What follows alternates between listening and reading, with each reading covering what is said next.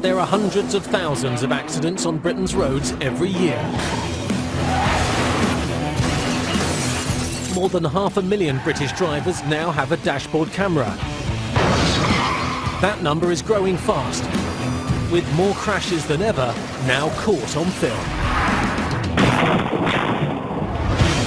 This new technology is changing our perspective of life on Britain's roads.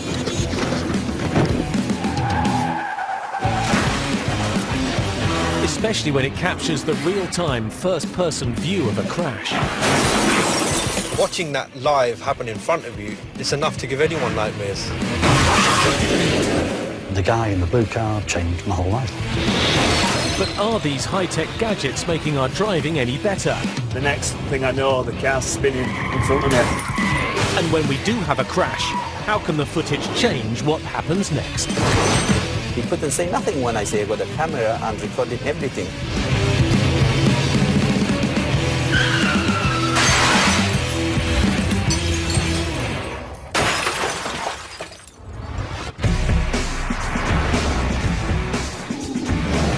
Our cars are packed with technology to help us get safely and smoothly from the A to B.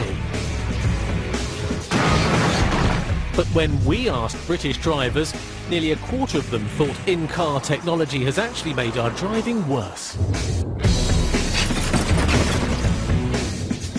Still, cameras can be a reliable witness for when things do go wrong on the road. From close calls to nasty crashes.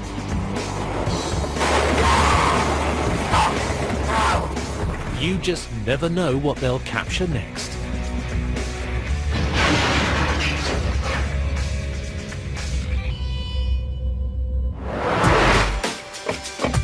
Meet Jag and Raj, a father and son team that love their cars and their gadgets.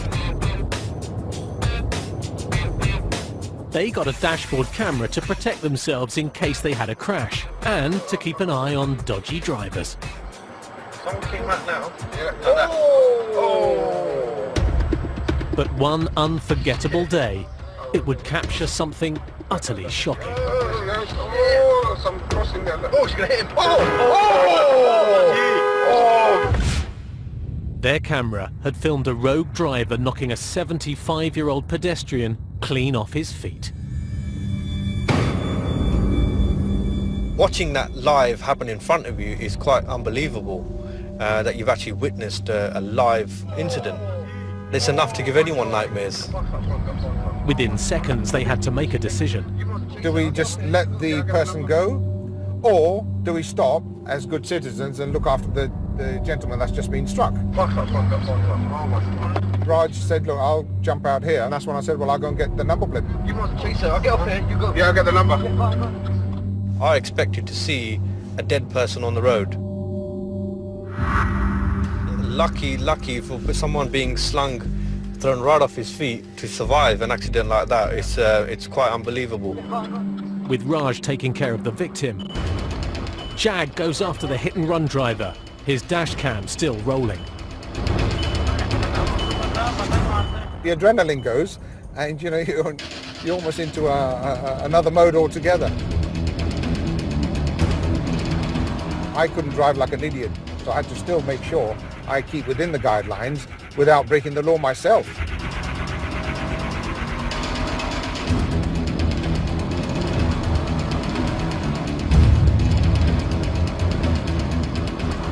Finally, the red car pulls over, and Jag confronts the driver. You've just run over somebody. You're not driving on. How have I run somebody over? Sorry? I've run somebody over. What do you mean, have you run? Okay, well, don't worry about that. We'll tell you in a minute. For a split second, even I was taken back thinking, hang on a minute, was she so oblivious that she actually didn't realise what she had actually done? Just wait there, you're not leaving anywhere. I need to go to work. You're not, sod the bloody work. Hello? What did I do? Did somebody come underneath me? You're not leaving anywhere, at all. You have to wait here until the police turn up. I haven't done anything. You have... You came in front of me. When? What are you talking about? You don't realise you've just run over. Who have I run over? Nobody came in front of me. Okay, stop here. Stop recording me for nothing. Jag and Raj gave their footage to the police. The driver got 200 hours community service and a suspended 12-month prison sentence. She was banned from driving for 2 years. Her victim was lucky to survive.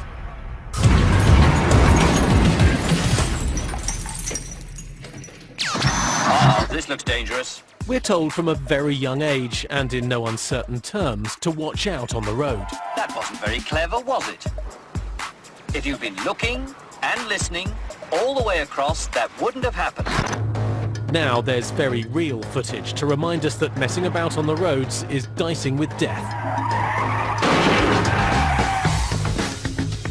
This boy was lucky to walk away.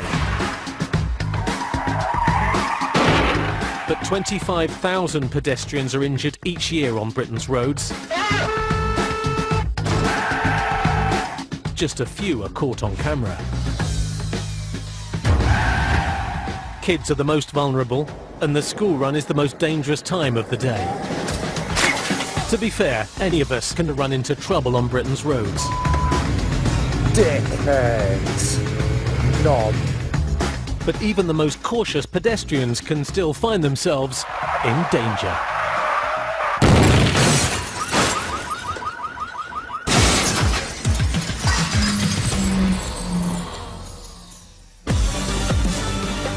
There are plenty of unpredictable drivers out there. Now some of their more surprising manoeuvres are being captured on camera. In a poll for this programme, nearly half of British drivers said new cars should have built-in cameras. Occasionally, the footage they capture can come as a surprise. 19-year-old Essex boy Connor is a biker, born and bred.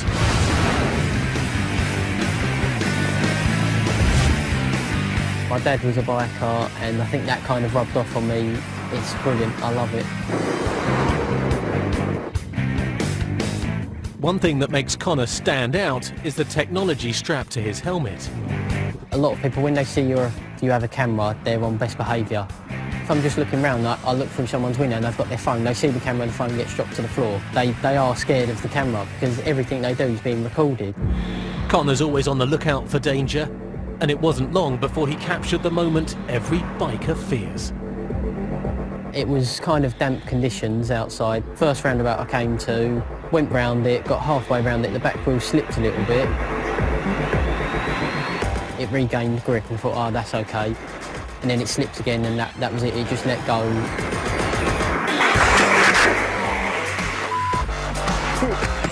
The moment you feel the back tyre or any tyre slipping on a bike is horrible. You feel like a twitch and you just feel the bike shudder a little bit, and then instantly you know something bad's going to happen.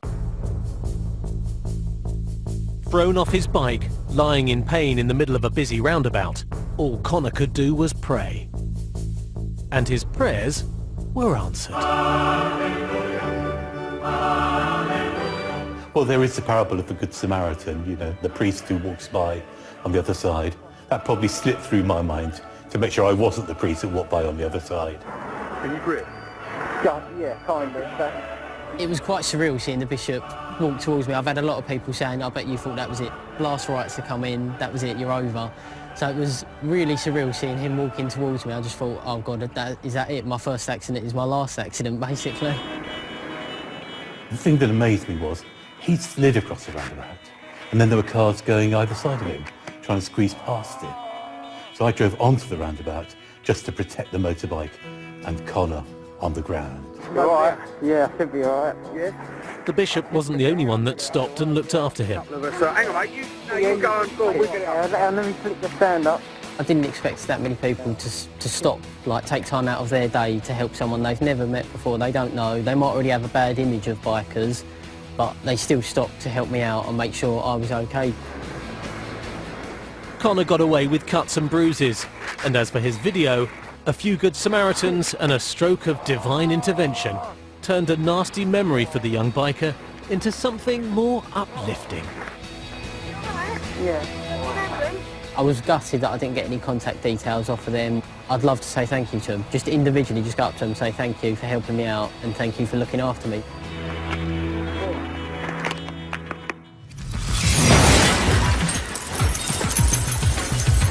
Coming up, how technology has changed the way we drive, This wag I'm in now, got every gadget known to man. but can't always prevent a crash. How does it feel to be sent spinning on a motorway? You imminently expect a lorry to just smash into you. And how do you react when a hit and run happens right in front of you? Thought I'd seen a dead man.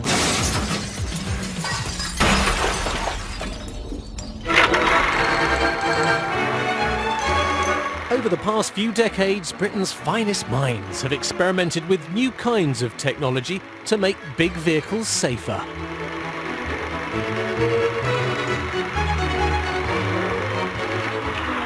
We've come a long way since then.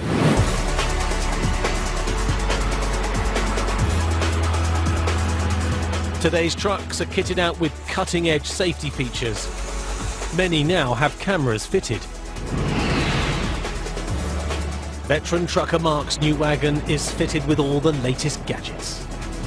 Sat next to him in the cab, not one, but 4 eyewitnesses, and they're constantly watching in front, behind, and either side of his truck. This wag I'm in now, got every gadget known to man really. It's a dream to drive, it's a lovely wagon. In control of 18 tons of steel hurtling along at high speeds, Mark is all too aware of the lethal potential of his vehicle. I've been driving HGVs now for 15 years and you name it, I think I have seen it. The people who drive on the road, majority of people are so courteous and good, but you've always got that 5% who are just crazy. They'll cut you up, they'll undertake you. They've just no patience, no time, and they don't appreciate you're in an 18-ton wagon that is so hard to stop. You cut in front of one of these on Monday, wrong conditions, you might not make it. When the worst does happen, it can happen out of nowhere.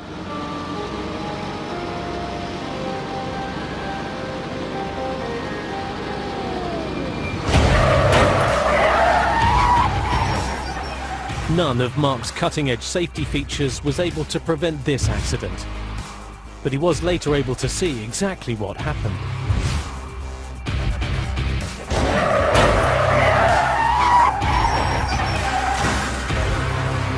Northbound on A1, reasonable day, good conditions. I just moved over in the outside lane, checked the cameras, looked in the mirror a few times, looked again. Next minute there's a car spinning out of control in front of me. From where I'm sat, there was no view of that car whatsoever. When we reviewed the tape, we seen exactly what happened on that camera. The left side camera shows a car in the inside lane. It's still in his blind spot as he moves back into the left.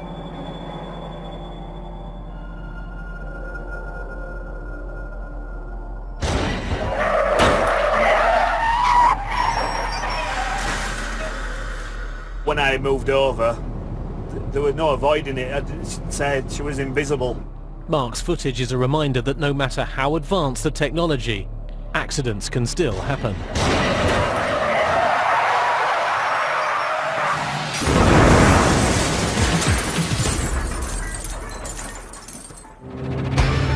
Keeping your cool in an accident is easier said than done. Whether you're caught up in the crash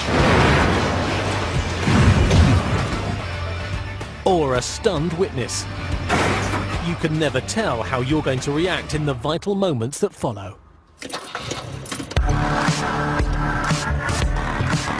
19-year-old Joshua was heading home with his dash cam rolling, as it always is when he's out on the road. I've just finished work. I'm just driving normally. I've got my music blaring, and then all of a sudden it just happened out of nowhere. It was literally like a flash.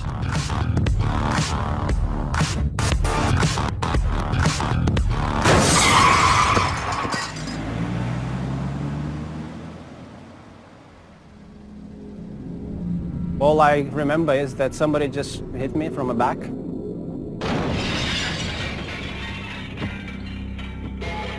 Initially, I just thought I need to get off the road. That was the first thing I thought, because I was afraid that somebody's gonna drive over me. Joshua was stunned before instinctively kicking into gear to help out the biker, Andreas. I was in shock for a few seconds. I thought I'd seen a dead man. After that, survival instincts kicked in. I had to phone an ambulance and call police and just tried to make sure Andreas was all right. At this point, a nasty accident becomes a hit and run. The driver just hit me and just drove off. And I looked at him and I thought, where are you going? What are you doing? And I got angry, you know, that was most frustrating thing. Then he just, you know, didn't stop and he didn't ask if I'm all right. Another passerby then decides to chase down the hit and run driver in a Mini. Yeah, this was the car I used, no special, no fancy, just a normal everyday sort of car, I suppose, so it was quite nippy, when it needed to be. Thomas Clark gave chase. Police and ambulance and the call, and so I thought I'd best go and try and get the number plates at least, just so I can get to the police officer when I got back. Drove around roundabout and went after him down the bypass. I just wanted to be caught for what I'd done. He managed to take down the plates and went back to the scene to give details to the police.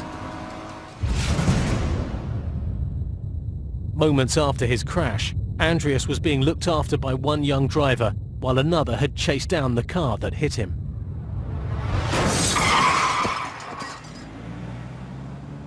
The runaway driver was convicted of hit and run. He got 150 hours community service and a 10-week suspended prison sentence. It was just amazing reaction from people. That was the last Joshua and Thomas saw of Andreas. Now he's finally getting the chance to thank them properly. Hey guys, how are you? Nice to meet you again. How are you? Right. I see you well. Yeah, I am, yes. Thank you very much indeed, mate. To work as a team, it felt good. It was weird because obviously we've never met each other, but it felt like we had. That was, you know, absolutely brilliant what you did, because we needed that registration. Yeah, it's a miracle that you're here today. You know, last time I saw you was a lot of paramedics. To see someone fly through the air is not a great feeling, like, but yeah, just to help out really. I didn't want to, not special. One of them filmed, other one chased the driver, got a number plate. Yeah, so it was just like a perfect team. Thank you very much again, mate, for everything.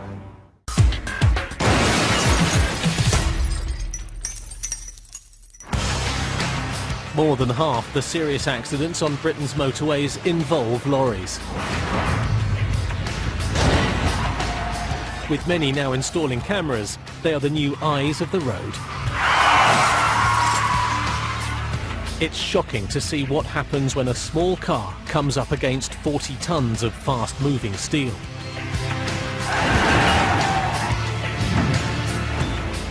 Whoever's at fault, it's a terrifying moment for any driver. To find themselves caught in the path of a speeding HGV.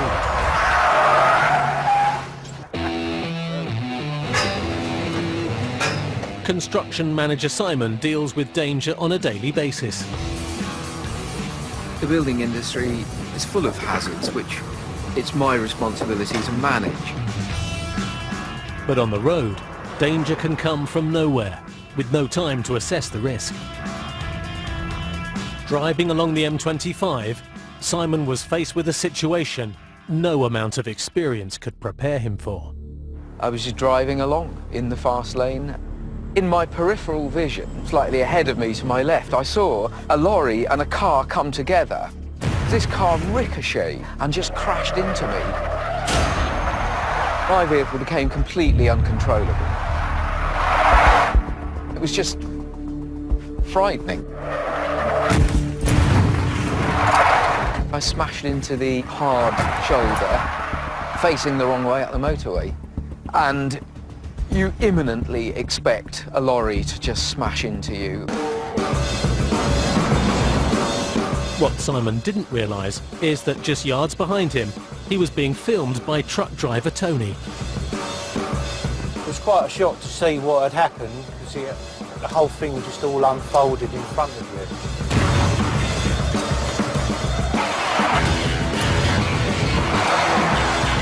Tony skids to a halt and almost becomes part of the pile-up.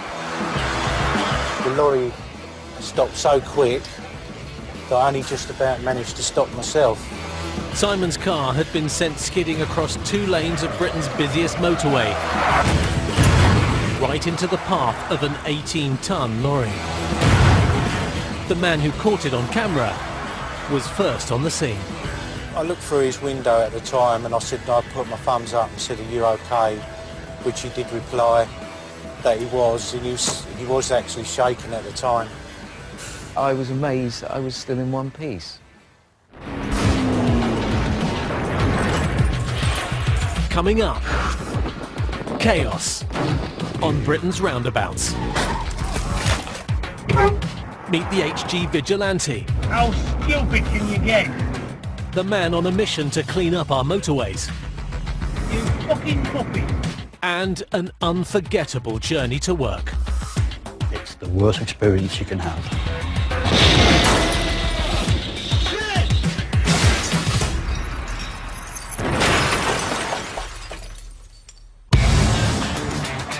The Great British Roundabout was in fact invented in America. It can at times be hard to believe. This is a roundabout. Apparently these are very effective, but you have to know how to use them for them to be effective, and I don't know how to use them. And I don't know why those cars are over there and I'm over here. Oh my God! Oh shit! It's not just first-timers that struggle with our traffic islands. Nearly half of all crashes in built-up areas happen at junctions. And that includes roundabouts. Fighting for lanes, knocking each other about, and generally ignoring other road users. Britain's roundabouts can be the stuff of nightmares.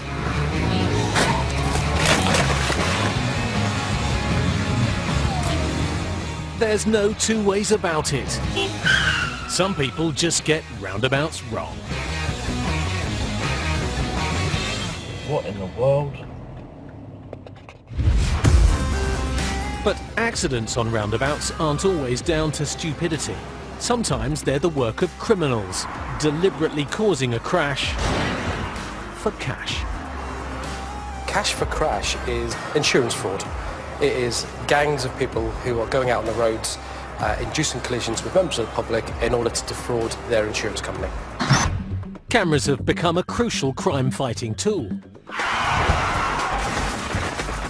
As well as their own surveillance footage. Brake, yeah. Got it. Lorry's now just gone into the back of the Jaguar. Middle of the junction, vehicle 1 slams on the anchors, vehicle 2 slams on the anchors. Fraud catchers like Dave Hindmarsh are now relying on drivers' own videos. Dash cams are very important in Cash for Crash. Without some of the footage that we've had from members of the public, we wouldn't have prosecuted half the people that we have. Sometimes it isn't criminal behaviour, it's just drivers losing control. At other times, the camera captures everything needed to convict. That bit of footage is quite unique because it is where you see the brake lights go off at the last moment and the wheels turn to the left, so the car is pushed around the corner. That particular gang involved in that have all been prosecuted. The dash cam footage was really crucial. Without that footage, it would have just been a collision. It would have been their word against the other person's word, and we would never been able to prosecute people. So dash cam footage is really important to us. Like most drivers, Kevin didn't have a camera installed when he was targeted by a £12 million fraud ring. I was travelling along this road in this direction.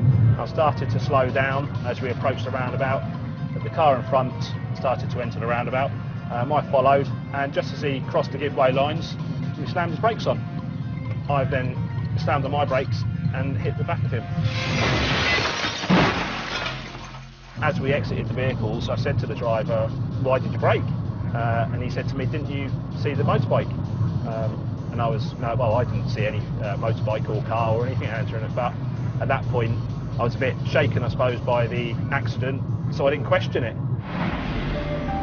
Kevin felt responsible for what had happened, but he wasn't. I'd only been in the job for about 6 months at the time, and I had a brand new vehicle. I was thinking to myself, how am I going to go back and tell my boss that I crashed his nice new van? The gang almost got away with it. But unknown to him, Kevin's crash and the strange behaviour around it had in fact been caught on camera. The same driver had actually done the same scam 3 times in the same day on the same roundabout. That had alerted some office workers in the adjacent office block to the roundabout, and they'd taken photos of him.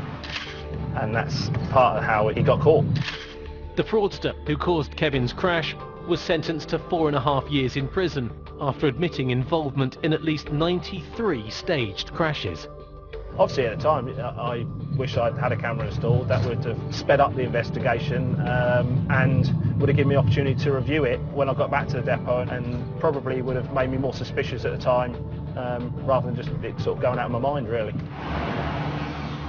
Despite the crime and the chaos, when everything works as it should, the Great British Roundabout can be a beautiful sight to behold.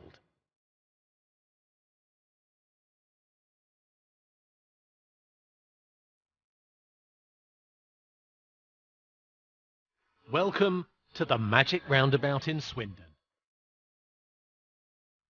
5 mini roundabouts orbiting one large motherbout. For some, it's the most hated road junction in the UK. For others, the jewel in Britain's traffic crown.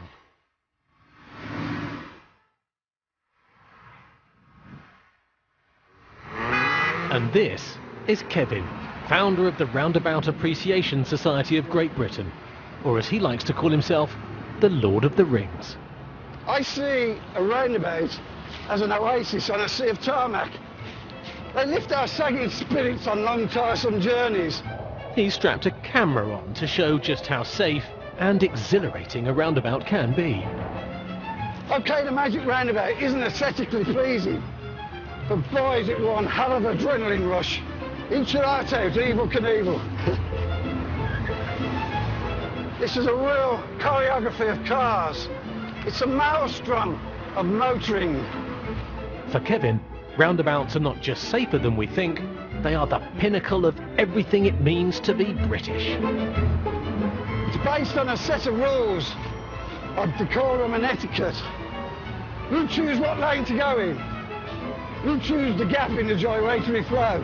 It's amazing how polite a British motorist is on an island like this. I'm having absolutely no problem at all navigating it. Almost anarchy, but it works.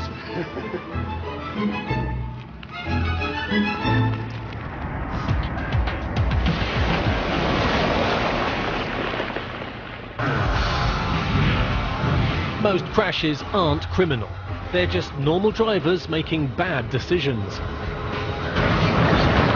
Cameras are capturing the most extraordinary moments on Britain's roads. And while we often focus on the dangers ahead, you just never know what could be coming up from behind.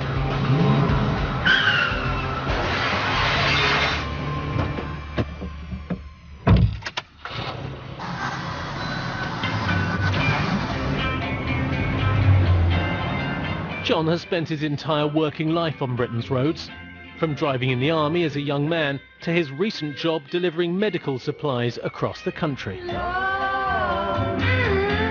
That particular day, started as any other day, I was on call, I'd been out in the van, went to a job, fixed a bed that was not working properly, the handset had broken, the dog had actually chewed through the wires, but that happens all the time. I got back in the van, I was on my way driving back home to Shepperton, minding my own business, I got the radio playing.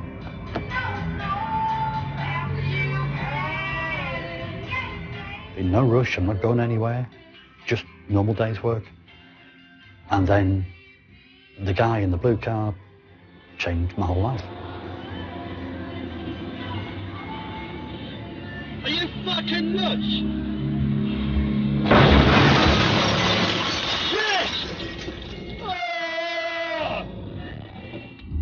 Got no idea why the car slowed down or stopped. I could see him throw his hands in the air. Didn't really have a lot of time to think at that point. So I've stopped, I've got my four-way indicators on and my handbrake's already on. And I look in my rearview mirror and then I just see the nose of a lorry coming in at speed behind us. I can see it coming and I can't do anything about it.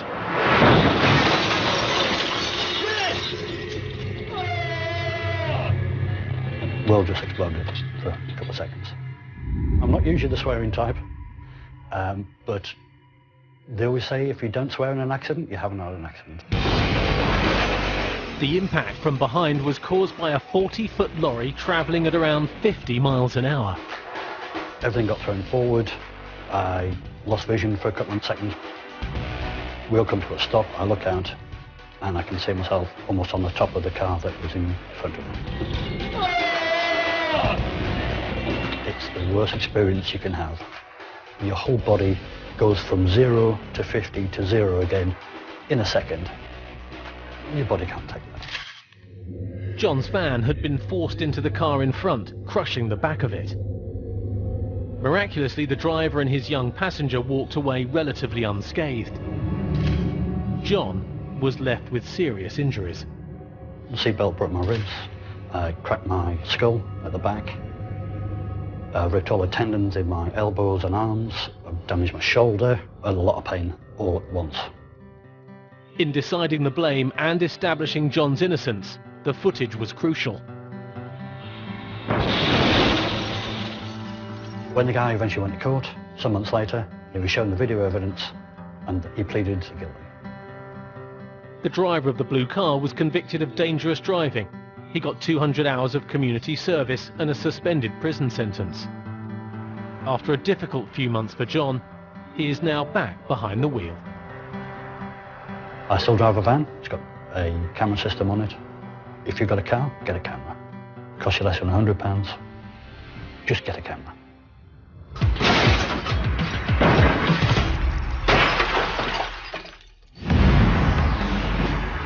Spending their life behind the wheel, professional drivers do see it all.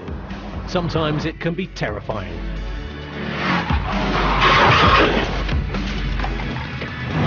This biker was lucky to survive. And sometimes it's an absolute miracle that no one is critically injured. Faced with all kinds of behaviour on a daily basis, the frustration for full-time drivers can build up, and sometimes it comes pouring out. You fucking knobhead! Fucking hell! Unbelievable! Not a bloody clue what he's doing. How stupid can you get? Ronnie is a man on a mission. You fucking muppet! To make his frustrations heard. You fucking noisy bastard. Unbelievable how fucking noisy them bastards are. They don't have me a fucking jump. He's a man of simple pleasures. All we want to do is get a job done and fuck off home. That's all I want to do anyway. Just don't get in his way. Fucking dickhead. Get out the way. Get out the way. Some tosser. He's sat at the front of this queue here, slowing everybody down. As HCVs, we can't go in the outside lane, and we can't overtake on the inside. So put your foot down or get in behind that car, you dirty bastard. But you get this odd person that likes to sit in middle lane. Middle lane, hogger. Fucking middle lane wanker. Ronnie's taken it on himself to provide a running commentary on other people's driving. Look at that fillet there. No indicator and a fuck all, just pull straight in. In Ronnie's mind, he's judge and jury. Prosecute that bastard up front. Take his fucking licence off him.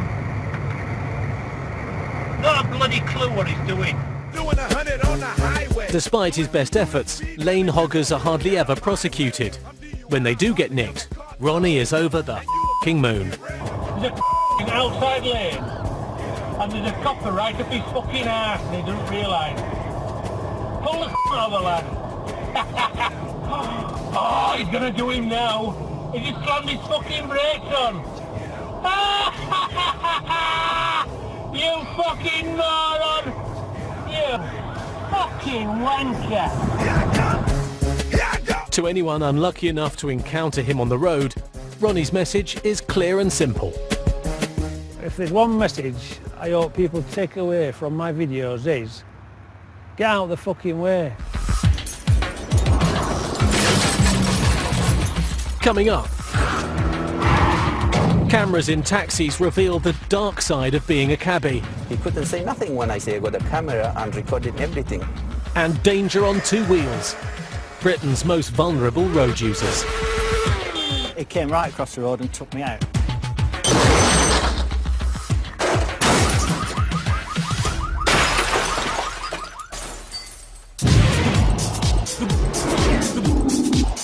With 3 million cars and 500,000 cyclists vying for space on over 9,000 miles of roads, no city in Britain comes close to the chaos of the capital.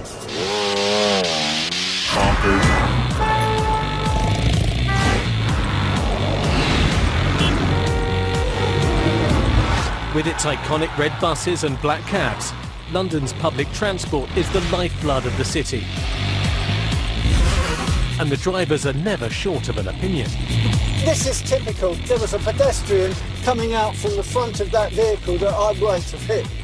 The latest debate is whether they want to carry an extra passenger in their cab all the time. I would never have a camera installed in my cab. For old school cabbies like Graham, it's just another case of Big Brother sticking his nose in. I hear a lot of things maybe I shouldn't hear. I see things maybe I shouldn't see. My customers like the fact that when they leave the cab, they've left that behind them. But others, like Al, wouldn't be without their all-seeing eye. 3 words, peace of mind. My experience has only been positive. Crammed full of commuters, tourists and traffic. All sorts of things do happen on the capital's roads.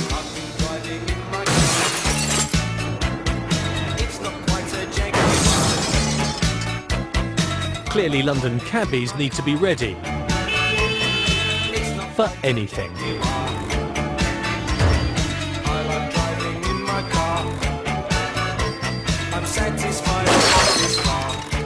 And when they do get a paying customer, well, they need to make sure they actually pay and don't jump out the window.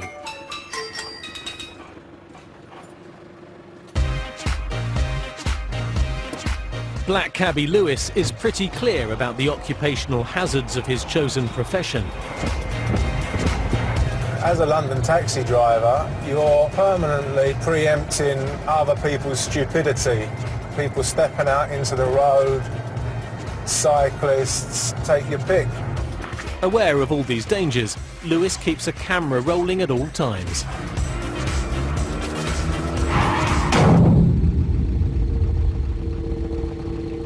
She ran in front of me and I didn't have any chance to stop before I hit her.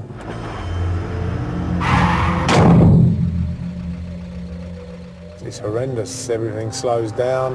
I know it sounds like a cliche, but time seems to stand still. And suddenly you're looking at a woman lying in the curb. I had my head in my hands. I asked her if she was okay and she seemed dazed. She was conscious, she didn't have a head injury. To make matters worse, there was a suggestion that Lewis was speeding and may have been at fault in causing the accident. His job was on the line. You're bound to be worried because your livelihood depends on keeping a clean licence. The camera, which also records the car's speed, was crucial in proving his innocence. Lewis is firmly in the pro-camera camp. Everyone should have a camera in their cab. There are no downsides as far as I can see.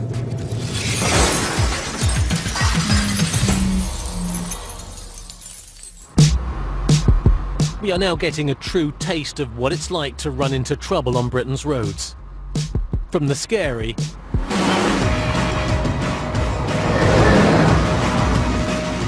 to the surreal.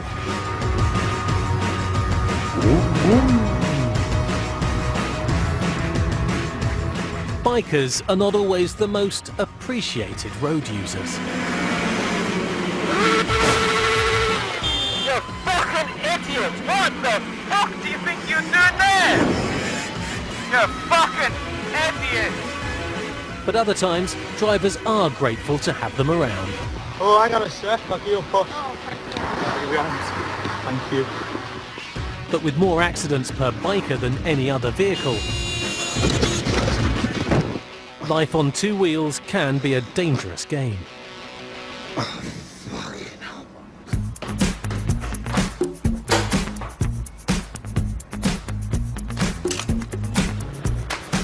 There's no mistaking committed commuter Paul on the streets of Bournemouth, and no doubting his experience. I commute 26 miles every day to work, so I'm commuting in excess of 100 miles a week. With his flashing lights and bright clothes, he's a hard man to miss. But despite all his precautions, he's run into trouble on a few occasions, so recently added to his arsenal of gadgets. I have had various accidents, so I decided to get this camera here. It records the time and the date on it, and records everything that's going on the road.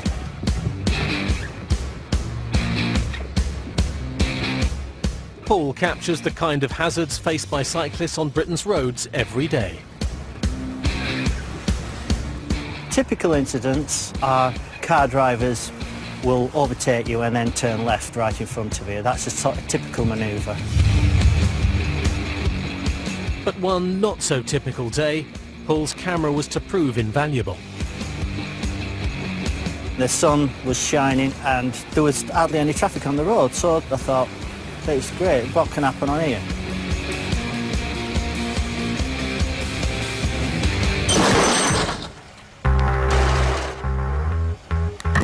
I was passing the junction and he was turning into the junction, but he didn't see me. He came right across the road and took me out.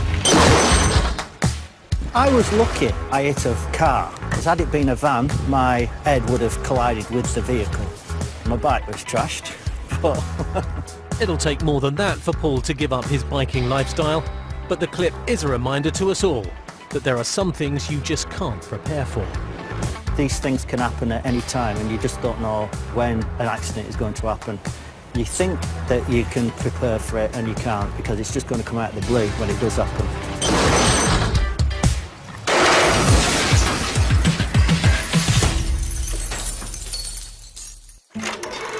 As long as there have been roads, there have been accidents.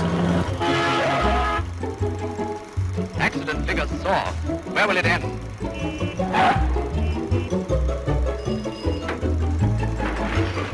Not much has changed in 60 years.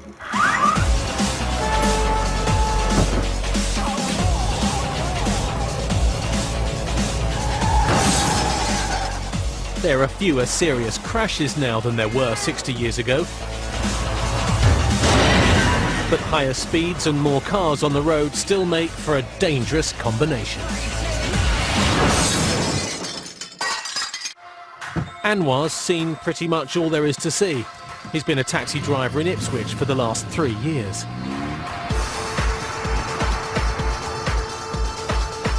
There is so many funny things to happen when you become a taxi driver.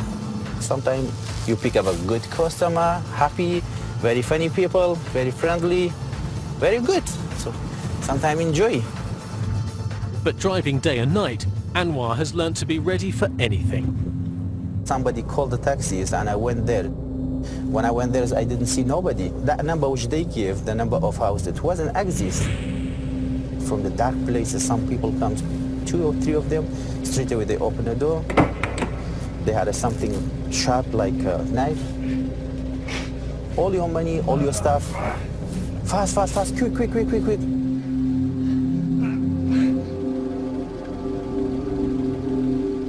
But luckily my engine was running that time and it just fit in, run away from them. That's how it's a taxi job. and every moment is being recorded, just in case.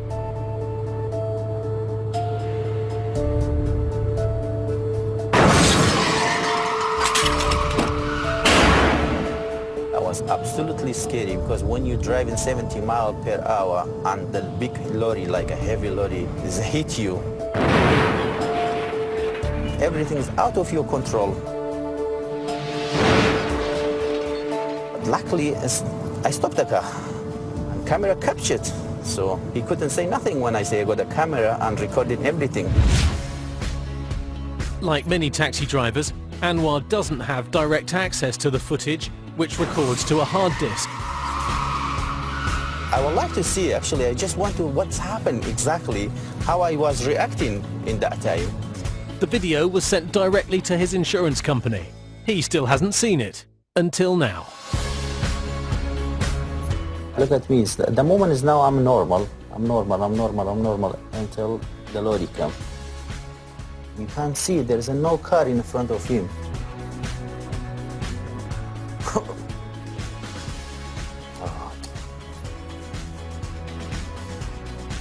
I believe I did it good. I was so lucky, just absolutely lucky, because nothing happened to me. I'm glad I got that video because it's given me a lot of experience for next time.